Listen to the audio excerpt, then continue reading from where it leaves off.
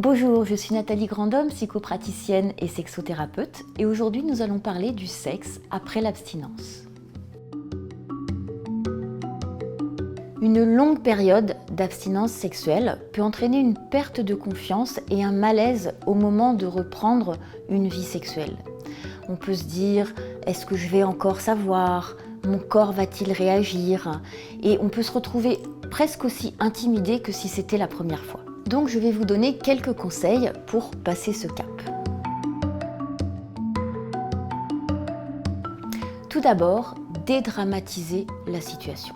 Il n'y a aucune honte à avoir eu une période d'abstinence sexuelle, qu'elle soit volontaire ou non. Le problème, c'est qu'on vit dans une société hyper sexualisée où les médias, les films nous font croire que la plupart des gens ont une sexualité très active et très fréquente. Or, c'est loin d'être la réalité. Alors mon conseil, c'est d'accepter vos doutes et vos peurs et surtout d'oser en parler avec votre partenaire. Déjà, le simple fait de les avoir formulés, de les avoir déposés et partagés peut aider à évacuer le malaise. Ensuite, l'avantage, c'est que ça va peut-être, et même sûrement, l'inciter à être plus délicat, plus attentionné et à faire attention à vous. Demandez-vous ce dont vous avez besoin pour que ça se passe au mieux.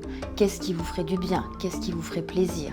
Et osez le partager avec votre partenaire. Et puis, si jamais il y a des faux pas, des maladresses, ce n'est pas si grave.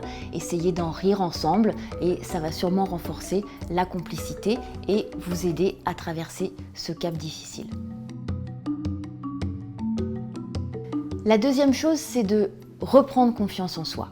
Alors, pas de souci, le sexe, c'est comme le vélo, ça ne s'oublie pas. L'idée, c'est de faire confiance à son corps. Si on le laisse faire, le corps, instinctivement, sait comment faire l'amour.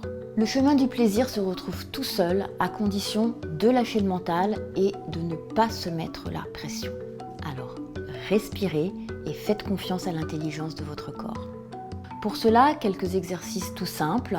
Déjà, reprendre une activité qui vous fasse plaisir, dans laquelle vous vous sentiez bien, que ce soit le yoga, la danse, pratiquer des massages aussi, peut remettre les sensations dans le corps et du coup reprendre contact avec lui. Un petit exercice aussi de visualisation positive, c'est de se regarder dans le miroir tous les jours et de nommer des parties du corps que l'on aime bien. Les regarder et même les toucher peut vraiment réinstaurer la confiance dans son image corporelle. Enfin, mon conseil, ce serait de prendre soin avec douceur de votre corps, de lui accorder du temps pour retrouver les sensations internes plutôt que de s'occuper de son apparence. Donc, prenez du temps pour cela, accordez-vous du plaisir, auto-érotisez-vous pour vraiment vous reconnecter avec votre corps. Et enfin, le dernier conseil, ça serait d'y aller à votre rythme. Respectez-vous, prenez votre temps pendant la relation sexuelle, rien ne doit faire mal. Si jamais quelque chose est douloureux, arrêtez-vous, respirez, parlez-en ensemble. Surtout, ne vous brusquez pas. J'espère que ces conseils vous ont été utiles. Surtout, si jamais les problèmes ou les difficultés persistaient, n'hésitez pas à consulter un spécialiste. Et je vous donne rendez-vous pour une nouvelle vidéo sur Doctissimo.